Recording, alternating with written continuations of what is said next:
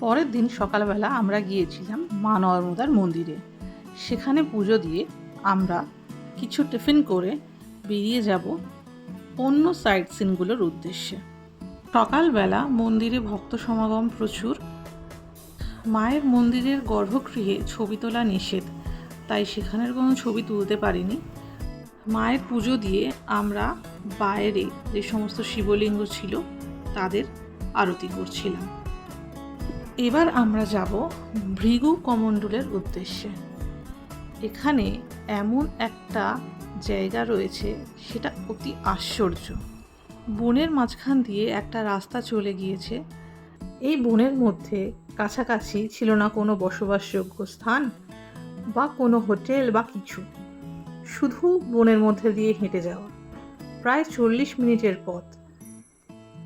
20 minute মতো পর আমরা পৌঁছাবো ধুনিপানি বলে একটা জায়গায়। এই রাস্তায় আমরা ছাড়া আর সত্যি তখন কেউ ছিল না। অনেকেই এই বনের ভিতরে হওয়ার জন্য ভৃগু কমণ্ডলটা যাওয়া পছন্দ করেন না।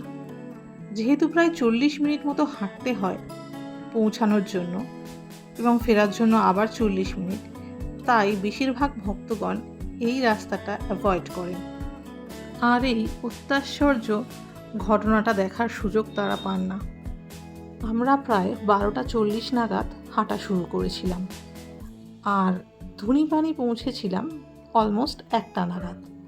সেখানে খানিকক্ষণ সময় কাটিয়ে আমরা গিয়েছিলাম আবার ভৃগু কমণ্ডলের উদ্দেশ্যে। এখানে যেতে যেতে শুধু আমার একটাই কথা মনে হচ্ছিল, যদি কেউ বাই চান্স একবার রাস্তা হারিয়ে ফেলে তাহলে সে ফিরবে কী করে।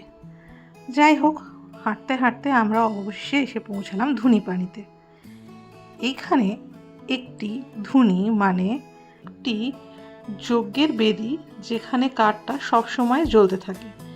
এই যেখানে লেখা রয়েছে দেখুন, ধুনিপানি অমরকণ্ঠ। এখানে রয়েছে একটি শিব ঠাকুর, যাকে মা জেঠিমা সবাই জল অর্পণ করলেন। আর এই যে পানি মানে অর্থাৎ এই কুণ্ডটা, ওটা হচ্ছে ধুনি আর এটা হচ্ছে পানি।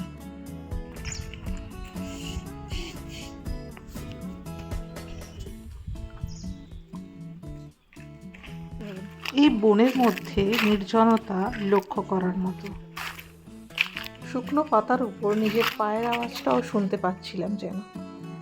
চারপাশে শুধু ঝিঝির ডাক ছাড়া আর কিছুই ছিল না। তো অবশেষে আরও 20 মিনিট হেঁটে আমরা পৌঁছালাম ভৃগু কমণ্ডলে।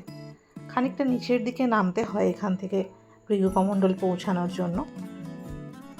এইখানে রয়েছে একটা বড় পাথর, যার মধ্যে ছোট্ট একটা ফুটো, আর সেইখান থেকেই হাত গলালে সামান্য পরিমাণে জল আপনি হাতে পাবেন।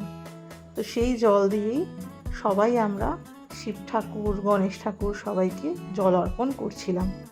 এই যে দেখুন, জেঠু যেখান দিয়ে হাত গলাচ্ছে, একদম ঝুঁকে পড়ে আপনাকে হাতটা গলাতে হবে। খুব সামান্যই জল তার মধ্যে রয়েছে। যতই আপনি চেষ্টা করুন না কেন, আপনার হাতে একটুখানি জলই উঠবে।